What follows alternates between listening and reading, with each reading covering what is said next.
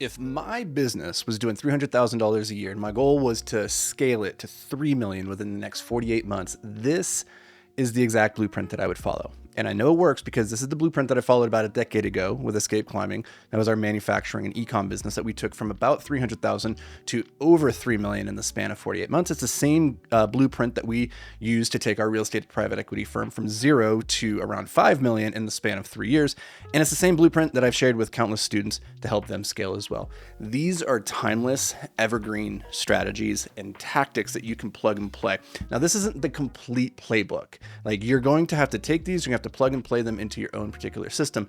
But here's the most important thing I want you to take away from this before we dive into the nuts and bolts of this, is that right now your business only has a singular constraint, one problem that is stalling everything else out. So instead of worrying about trying to plug all 6 of these frameworks into your business simultaneously, what I want you to do is look at this through the lens of what is the very next constraint in my system that I have to solve for, remove that, and then move to the next problem. Okay.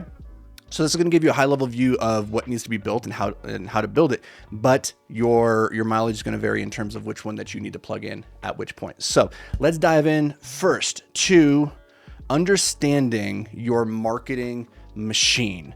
So this is a training that I go through with my students called Funnel Vision, and it's very simple. The way to conceptualize your marketing engine is as a funnel. Up here, you have top of funnel, you have middle of funnel, and you have bottom of funnel. At the top of the funnel, the only goal is to raise awareness for what it is you do, right? Like, you can't save souls in an empty church. So we have to have some methodology for getting people to become aware that you exist. Up to this point, if you're doing about $300,000 a year, you might not have a reliable awareness machine. You might have been growing off the back of referrals and word of mouth, and that's fine, but it's not reliable. To go from 300,000 to 3 million, you need to start building reliable and repeatable systems. So we need to have a system for building awareness, which then is going to drive people down the funnel to middle of funnel. That's where we build consideration, right? If the top of the funnel awareness is trying to get people to know who you are, then the middle of the funnel is to get people to like and trust you, right? We can't really do that with just like flitting through somebody's social media feed really quickly. We have to spend a meaningful amount of time with somebody before they actually start to bond with you and start to think of you as being a credible authority that they want to work with.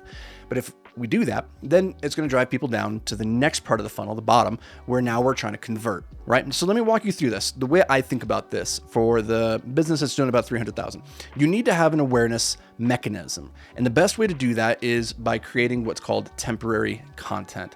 Temporary content is just the content that you put out on Instagram, on LinkedIn, on X or Facebook. This is algorithm dependent content, right? You put out a reel and it could go and be seen by 1 million people in the next 24 hours. But within like a week, it's going to fall off the feed. Nobody's going to see it anymore. So you have to kind of feed the puppy mill that is these temporary awareness-based platforms. But Instagram is a great place to get tons of free eyeballs on what it is that you're doing. So the two kings right now, depending on what kind of business that you have, is LinkedIn and Instagram. Instagram short form video or LinkedIn written content. Now, if you're doing something B2B, maybe a little higher ticket, LinkedIn is a great place. But honestly, everybody in the world is hanging out on Instagram. So you can't go wrong if that's going to be your game too. But really the key here is to figure out what is the mechanism, the medium of communicating to your audience that feels most natural to you. If that's video, then go to Instagram. If that's the written word, go to LinkedIn. But you need to have one of those and be putting out consistent content because, again, it's a temporary machine. So you just have to keep that flywheel going. But now we have to have a way, once we get that eyeball onto what we're doing, is we have to have a mechanism for driving it down the funnel so that people can start to actually trust us and see us as being a credible source that they want to work with, right? So this is where we're going to introduce the idea of evergreen content. Evergreen content is the content that is not so much algorithm dependent. It's content that you make once, you make it really freaking good, and it's going to be discoverable now and in 6 months from now and maybe into a year from now. The best platforms for this is YouTube right now by far. So you're watching this on YouTube. It's the second largest search engine on the internet. It's also one of those places that people go to when they want to learn something. So if If you want to learn how to scale your business from 300,000 to 3 million, you come here, you search, you see a video. Now, I don't know, maybe I made this video this week and you're watching this. Maybe I made this 12 months ago. I don't know. But this is an evergreen piece of content. And because I'm talking about timeless tactics and strategies here, it's not going to time out in the future, right? This isn't like you have to jump on this trend in 2025, otherwise you're gonna miss your boat, right? Because that's not evergreen. Another form of evergreen content could just be a blog, right? Like you're doing blog content, people search for that. Nowadays with AI, people aren't really using blogs in the same way that they were just even 3 years ago. A lot of the blog traffic is kind of withered up and dried out because people just go to AI now and say, hey, what do I need to know about this thing? Educate me, right? A book, though, is one of those things that AI still has not fully replaced. And a book is a great way to build an immense amount of authority because people look at you and they're like, oh, you wrote a book, you must really know what you're talking about. The other benefit of having written a book is that Amazon is I think the third largest search engine in the world, right behind, Google and YouTube. So if you write a book, you also have more discoverability in terms of people just stumbling upon you to solve a problem. Another form of evergreen content would just be a podcast, whether that's, just doing an audio first podcast that then goes onto Spotify, iTunes, or you repurpose it here to YouTube. Like that's a great way if you're just starting off to get people to go really deep with you and to be able to like repurpose a singular piece of content across multiple platforms. So now people are aware of you. They saw your Instagram. They come to YouTube. They're watching your videos. They're like, this guy really knows what he's talking about. Now I want to work with you, right? So then we're going to drive them down the funnel all the way to the bottom where we're now concerned about converting them. And the way that we do that is by sending them to one of our owned media platforms. Because with LinkedIn, with YouTube, you don't own your audience, right? Like I have 100,000 followers on LinkedIn. I have 27,000 on Instagram. I have 300,000 on YouTube. If they shut me down tomorrow, I don't have a way of getting in contact with those people. So I need a way of actually owning my relationship with the audience. And the best way to do that is through an email, right? Like we send people to a landing page that we own. And then we, in exchange for a lead magnet that provides a tremendous amount of value, helps them solve a very particular problem in a short period of time. The audience member gives you their email address. And then that is where you have permission now to pitch them in private. Like I'm not a big fan of selling in public, like in a video like this. I want this to be value first. I want it to be dripping with so much value that by the end of it, you're like, how do I give you money? Because like, I don't even know what to do here, right? But I like to pitch in private. So you come into the email list, we add more value, and that's where the pitches are going to ultimately be. This right here is a very basic funnel, but it is incredibly effective. Pick one awareness platform, let's say Instagram, driving to your YouTube videos, and that's driving to your landing page to collect emails, and then you do your conversion in the email. That's going to be incredibly powerful. That's the first framework. The second framework to run through here is what I call the omnipresence flywheel. The thing that is going to dictate whether or not somebody wants to do business with you is how familiar they feel with you. A number of years ago in the marketing world, they talked about how you have to have like a minimum of 7 touches with a brand before the consumer even becomes aware that you exist. And so each touch is like, oh, I saw you on a billboard. I saw you on the side of a truck. I saw one of your ads on Instagram. I saw a reel on YouTube, right? All of those are different touches, and you have to have multiple touches before somebody even becomes aware, just because there's so much noise out there in the world. And so you need to think about, how can I become omnipresent for my audience? Once they become aware of you through your temporary content, how can you stay in front of them and give them the illusion that you are everywhere, right? Because like the moment they see you for the first time, that's going to be like the light bulb. They go, oh, that's a person. And then if they see you again in their feed, they see you again over here on this other platform, they see you again and again and again, like it's just going to lend more credibility and authority to what you're doing. So here's how the omnipresence flywheel works. Is first, we create a piece of content. Let's take Instagram as an example, right? Like Instagram, let's say we did a reel. Okay, so we're going to put out a reel to generate eyeballs. Let's say we put out one reel every single day for a month. Of that content, you're going to go back and you're going to find the 10% that performed the best. You're going to take that content and then you're going to boost it. You're going to just boost it within Instagram's own boosting features. Now, one little thing here is like, do not boost through your iPhone. You're going to get charged needlessly, excessively. Just do it from the computer. It's cheaper. Anyways, boosting, you could be putting like $5 a day towards this. But what you're going to do is you're going to take your top 10% of performing content for that previous month. You're going to run $5 per day. And what you're going to be targeting is new followers. So you're going to be targeting people. Now, specifically what you want to do is you want to give the audience, or you want to give the algorithm a little bit of a little bit of direction in terms of who it is that you want to attract. So if you're like attracting, business owners in the United States, then you can go ahead and filter out the rest of the world and say, hey, just feed this specifically to American business owners who have interest in entrepreneurship, right? But this is going to be in an attempt to grow our follower and therefore get us more eyeballs. Okay, so we take our content every single day we post for a month, take the 10%, that's the best, run $5 a day to drive more followers. And then as we're growing, what we're going to do is we're going to take the top performers of the boosted content, like to say top 10% of whatever is performing best here. And then you're going to use it to retarget your followers. Again, you do it in the same way in the Meta Ads business suite. You can just retarget people who've engaged with your content in the last 30 to 60 days. That means if somebody comes in, they saw your content, they followed you, now they're going to get more of your content put into their feed. Because again, like, here's the dirty thing about these platforms is like on Instagram, I have 27,000 followers, but for every single piece of content that I put out, only like 5% of my followers actually get fed it in their feed.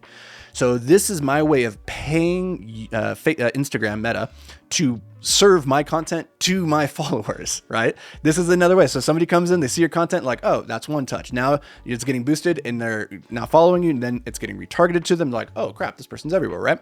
The goal of the retarget is to get people off the platform to go to your email list, get them to sign up. Now, usually you do this in exchange for some kind of lead magnet, but the goal then of that lead magnet is actually to drive them to your evergreen content. Let's say that's your YouTube channel. You got a really badass YouTube video that you want to direct people to.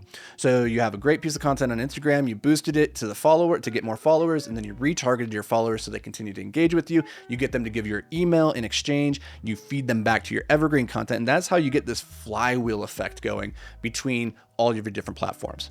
So that's the omnipresence flywheel. You nail this piece and everybody's just going to be like, this guy's literally everywhere. And they're going to, by extension, what's really interesting about that is when somebody, it's like the reticular activating system. You go and you buy a red car, suddenly every car that you see on the road is red, right? It's the same thing. Like the moment they see you, you want to have that same effect where it's like, man, I just saw him and now he's literally everywhere. It will increase your credibility. It will decrease the resistance that they have to actually closing when the time comes for that. So let's talk about closing. Let's talk about pitching, and the best place to pitch is in private, and that's going to be on the email list. So this training is called the Catalytic emails. True story. I'm like embarrassed to admit this, but when we were at about $1 million a year at Escape, we had done a number of things to grow from 30K or from 300,000 to $1 million in the span of like 9 months. But at about $1 million, we started to stall out, and we stalled there for a good little while before we started to figure out that we were sitting on a gold mine of opportunity that we didn't even realize, which was our email list. See, like we were selling on Shopify and we were selling on Amazon. And so people would come in, they would buy a product, and they would go into an email list that we would just never do anything with. We literally never emailed our customers, not even once. Until one day we just said, hey, what happens if we send an email to these thousands of people who've bought from us in the past? Lo and behold, in that one afternoon, we made like $15,000. I think it was like between $10,000 and $15,000 of sales from one email just sent out saying, hey, here's the product of the week. Go check it out. That was meaningful money for a business at the time that was doing about $80,000 a month, right? So suddenly one email translates to $10,000 to $15,000. We started sending a lot of emails because it was like clockwork. Every time we'd send an email, we'd make more money. And you need to be in that same mindset. The more emails you send, the more money that you're going to make. So here's what I want you to be thinking about. In addition to having a killer welcome automation when people first come in, what you need to have is an ongoing weekly campaign, a way of continually nurturing the relationship and moving people towards the purchasing decision.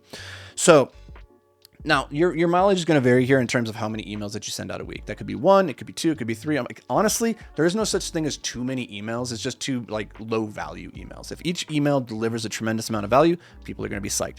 And the 3 types of emails that you want to be sending on a consistent basis is first, content that connects, like makes people know and like you. And you do that by sharing your stories, by sharing things that you value, and by sharing your unique philosophies about the world. So this content is really about selling you and getting people to like buy into you and who you are as a person or as a business.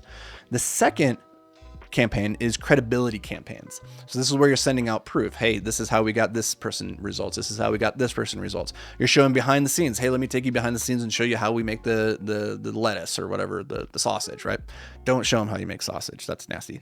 It's disgusting meat. Anyway, but take them behind the scenes and show them like you're a real business. You guys are doing real things. And then third way to build credibility is you teach. You teach in your emails and say, here's something that you probably need to know. So for us at Escape, we were servicing rock climbers, people that are really into rock climbing, right? And so they're coming in, they're buying rock climbing training tools and implements. And so one of the emails that we would send out every week is just, hey, here's a way of using this training implement in a way that maybe you haven't thought about before and how it fits into your training protocol so that you can climb even better. Or here's a fun way of making your training less sucky by using this thing in this way, right? So we're educating people and building credibility as a result. The third weekly campaign is conversion campaigns. Now, the conversion can be not just a sale. Like that's one side. I want you to buy this thing. Here's a product. Go buy it, right? That's one. Another way that you can get people to convert is to get them to lean in even more. Because the person who says yes to little things is easier to get to say yes to later on. There's just like a consistency bias. And so if I can get them to engage, maybe that's like, hey, reply to this email and let me know where you're stuck in your business. That can be a form of conversion because now you can start a sales conversation with that individual. But it could also just be an action, right? Like the conversion could just be like, hey, I want you to go watch this video over on YouTube that I just made, right? And now they're going back, it's teaching, it's building credibility, and like this is how we get the flywheel going. So not every email that we're trying to convert is a sales email per se, though you can probably make way more sales requests than you even realize. Now, you could do all three of these in the same singular email. Let's say you only want to send one email every single week. You could put a part where you connect, where you build credibility, and where you convert. It's totally possible. But this is a helpful frame for thinking, what is the primary purpose of the email that I'm sending out at this moment? What is the thing that I want the audience to take away? Is it to connect? Is it to build credibility? Or is this conversion?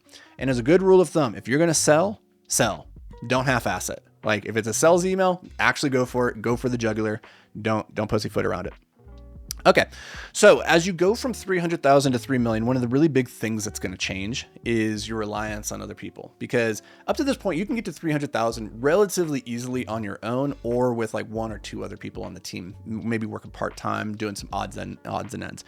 But to get to 3 million, for the most part, when most business models, you're going to have to start building a team. Like your business is predicated on your ability to train, retain, and like direct really great people in the collective direction of your guys' dreams. And if you can't do that, you're going to have a really, really hard time, one, scaling to 3 million, and definitely not going to scale beyond that.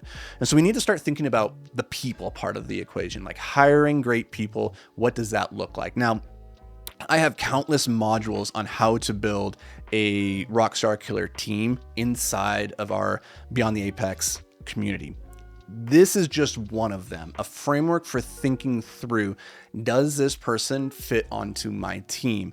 Because honestly, at the end of the day, like people are the hard part of business, whether it's with customers or with vendors, and definitely with team members. And so this is going to be the thing that you're going to spend majority of your time thinking about into the future as you're starting to build your team. And I'll be honest, this is that like most entrepreneurs don't figure this out. And that's why they get this really bad taste in their mouth about hiring. And they're like, oh, it's impossible to hire good people. I'll just take everything back on my own. And that's how they both burn out and stay small. You have to solve the people problem. Otherwise, you're never going to grow beyond yourself. So the frame here, this is the people power frame matrix. So the way to think about this is that we have two axes. We have cultural fit and we have competency. Now, ideally, we have somebody who is both a really good culture fit. They fit the values, they buy into the vision, and they're super competent, right? Like if we have that person is up here in the top right corner. They're super culturally fit and they're super competent. That's an obvious rock star. Don't do anything to fuck this up. Keep them at all costs, okay? But at the other end of that extreme is somebody who's a really bad cultural fit and they're super incompetent. So that's down here, right? That's an obvious fire. If somebody comes in and they're like, they're super toxic and they're super not skilled, just fire them, like get it done with. The harder part is what happens in the other two quadrants. First, what if somebody is really, really competent, but they're not a good culture fit? Like we know these people, like The guy's just really good at his job. It's the surgeon who's a dick to everybody. It's like, but he's got God hands. He can save lives, and so we're gonna put up with it, right? The problem with this is that these people are toxic and dangerous, and because they're skilled, you tend to keep them for longer than you should.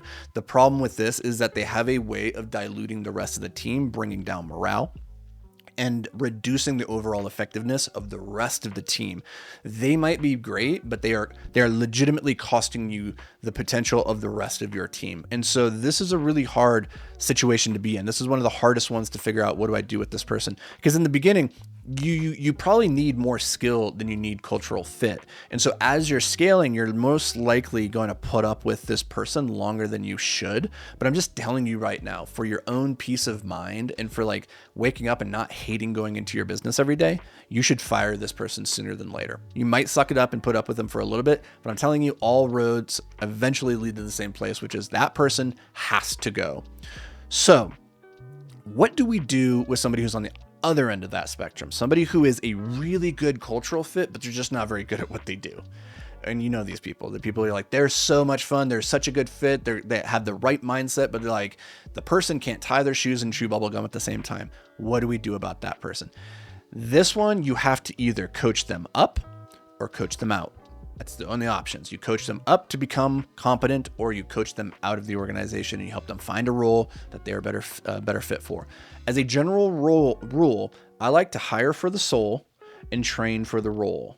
Okay. So if I have somebody who's a good cultural fit, but they lack the skill, I can work with that, assuming that they are coachable and that they're putting the time and the energy into actually leveling up their skills. Now, if they just completely lack the ability to grok the skills that we're trying to train them on, I have to either move them to a different seat on the bus or move them to an entirely different bus altogether. And that's really, really hard. Firing everybody else on this equation, like the obvious fire and the skilled guy, but he's a bad fit, like that's almost cathartic to fire that guy. But firing the person who's a good culture fit, they just suck, like that one really, that's a bummer. But that's your job as an entrepreneur, as the founder. It is to make hard decisions and allocate scarce resources. And at the end of the day, you're the only one that can make that decision. Okay. So now as you're starting to grow, you're going, let's say you're at $1 million and you're trying to get to 3. Now at this point, like, you need to start refining your processes. You could get by with a whole lot of inefficiencies in the system in the beginning of your journey, and you'd still make money. Like, it's really easy in the beginning to get to $1 million. It's really hard to go from $1 million to 3 million if you are dragging a lot of dead weight. And so one of my favorite frameworks for this is something I call the waste management system. And this I took from the Toyota lean engineering world. It's called downtime. This is an acronym. And so what this is it talks about in Japan, they talk about something called the 8 wastes. They call it like mura. They have a fancy word for this, but there's 8 different forms of wastes that manifest on a production line. And if you know what those 8 different forms of waste are, then you become a master at identifying them. And by identifying them, you can then remove them. And this, I'm telling you, is crazy. When I went to start working at Escape, I was not a manufacturer. I did not have any lean engineering experience. I went into it as a marketer, as an operations guy, but I didn't know anything about manufacturing. But by learning this system, I was able to sit down on any one of the production lines. I could sit there for 15 minutes and identify where all the points of waste were, and thereby make that system more efficient. Okay. So the first one is defects. Defects is what happens when you do the work to produce a product, but it's just not good enough.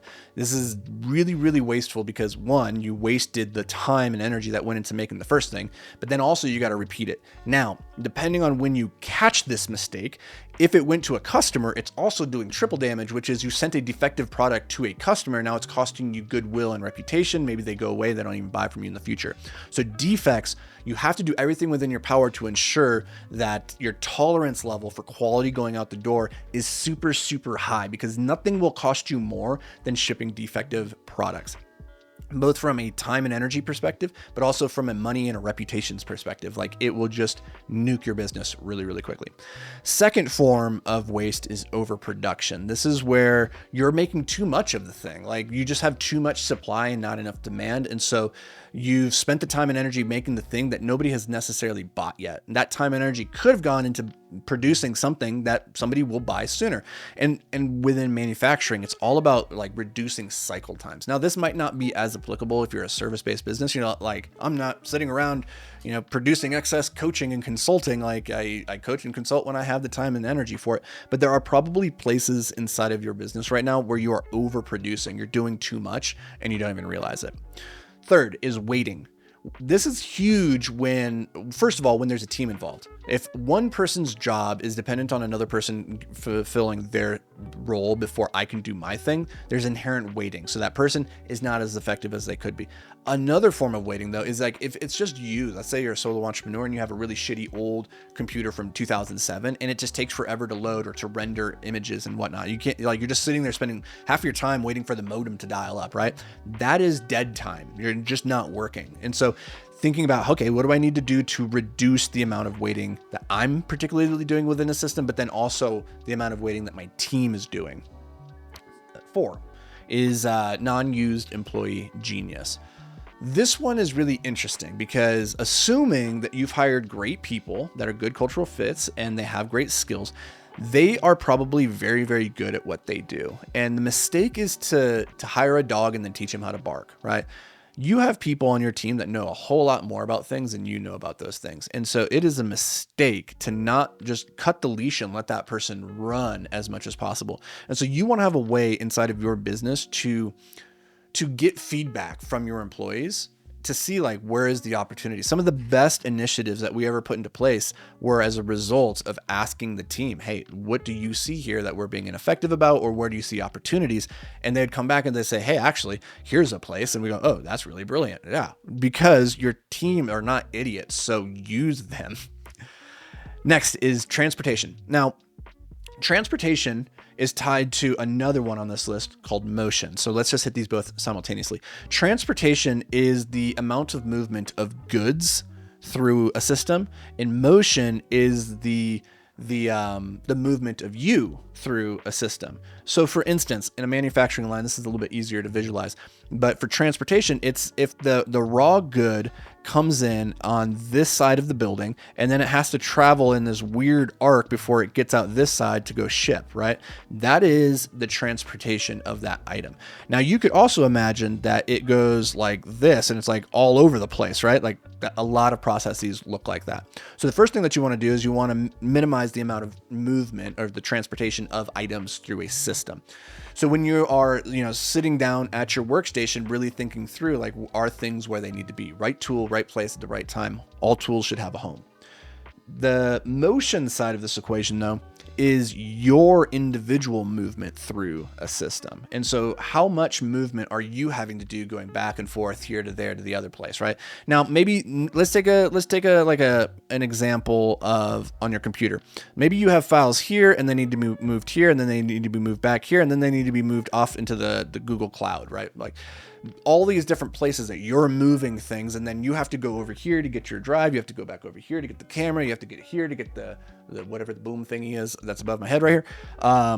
That's all wasted motion. And you want to be thinking about, how can I design my workplace, my environment in a way that minimizes how much movement I'm doing trying to transport items and myself through time and space. So that is transportation. That is movement or motion. Now let's talk about inventory. Inventory is going to be, inventory is a big killer in the manufacturing world. Like if we make too much inventory, then it's just sitting on the shelf and it's not selling. That's a mistake because we took raw goods, we produced them, and then we had people using time and energy. And now it's unknown if it's going to sell or at what time frame it's going to sell. Maybe we just have to scrap it and liquidate it, right? Like that's all really bad. Now, maybe you're a service business and you're like, okay, what's the equivalent of inventory here? It's making offers and spending time building things that people don't want. Right? Like you spend all this time on this fancy course, a widget thingy, and then you go to your audience to sell it and they're like, I don't want that. Like, oh, okay, that was a complete waste. So don't do that. Always pre-qualify and pre-validate any offers that you're going to make in the space so that you're not left with excess inventory. And then last but not least is excess processing. So here's the way to think about this is that every customer has a certain threshold of expectation for the quality of a product, right?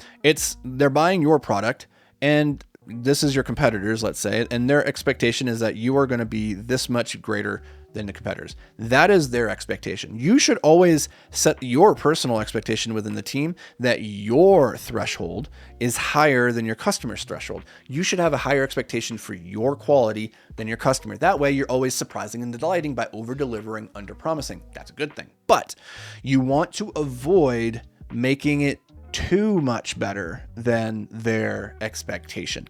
If you quadruple the customer's expectation, you are probably wasting time and energy perfecting a product, or you're not charging enough for it. And this is a really sneaky way of facilitating procrastination. This is the pursuit of perfection. You're trying to do too much. And so if you're charging, let's say $2,000 for your offer, but you are delivering it as though it was a $20,000 offer, that's just really, you're gonna have a really, really hard time scaling at that. You're just gonna burn out really quickly and your team's gonna hate you. So make sure that you're over delivering, but it's always within, say, 10 to 15% above and beyond the customer's expectations. Above and beyond that, you're not even getting credit for it because you've already surprised and delighted them so much. It can only be so surprised and delighted, right? If they come in, they wanted a Honda Civic, giving them a Lamborghini isn't that much different than giving them a BMW, right? They're probably equally holy crap, this is not what I expected. It's way more, right? So don't give them the Lambo when the BMW will suffice. Okay. Now let's talk about the last thing. As you're at $300,000 a year in your business, you're probably managing all of your finances in your head and through your bank account. You open up your credit card statement, you look at it, you're like, okay, that looks right. You look at your bank account, cool, we got money in there. That's blink twice if that's you. You're probably running your business off the back of that method, right? That's not going to work when you want to go to 3 million. There's more expenses, there's more moving parts. You need to have a system for keeping your fingers on the pulse of your finances. And this is where the weekly financial pulse comes into play. So you should have to go to 3 million, you should probably have a bookkeeper. You should probably have somebody on the team whose job it is now to be managing and overlooking the finances and the reconciliations, all of that stuff. That's not to say you take your hands off the wheel of this, but it means that you need to not be so directly involved in this day to day, but you need to have a way of knowing where the finances are at any given moment. So the best way to do this is have your bookkeeper, have your accountant every week at the end of each week on Friday, send you a simple email. That email in the subject line has the name of the company. If you have multiple companies like I do, it's really helpful if you can just see in the company name on the subject line which company this is for. Okay, it's going to have how much money total is in the bank account at that moment, and it's going to have the date. So I don't even have to open the email. I can see company name, I can see how much money is in the bank, I can see what date this came in. I can probably just archive it unless something stands out and I wanted to go digging even deeper. So if I dig deeper, I open the email. First thing is notes. Tell me anything out of the ordinary. And so you tell your bookkeeper, okay, so if there's a 3 payroll month, let me know that. Most payroll months or most month are 2 payrolls, but a third payroll can catch you off guard. And so if you thought you had enough money in the bank and then the third payroll came up, that can really throw you off, right?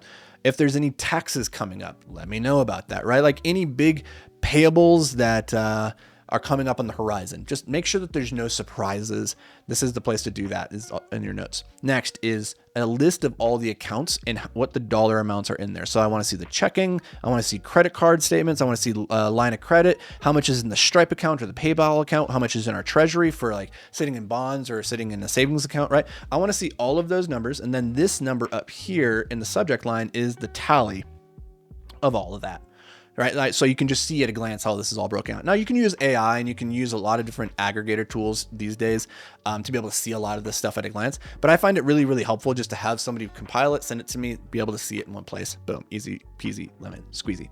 Last is I want to see how much am I expecting in receivables in the next 30 days? So that's money coming in. And then below that is payables. How much money is going to be going out? That way, if I see payables 100K and it's wait, that's usually 20K. Why is it 5 times more? What's the hell is happening here? I can ask those questions and then you can get ahead of it rather than being caught. The worst thing in the world is to be caught by surprise with a financial mistake. So the weekly financial pulse is a way of keeping your finger tied to the pulse. That way, that which gets measured gets managed. You will not be able to win the money game if you're not actually looking at this every single time, every single week.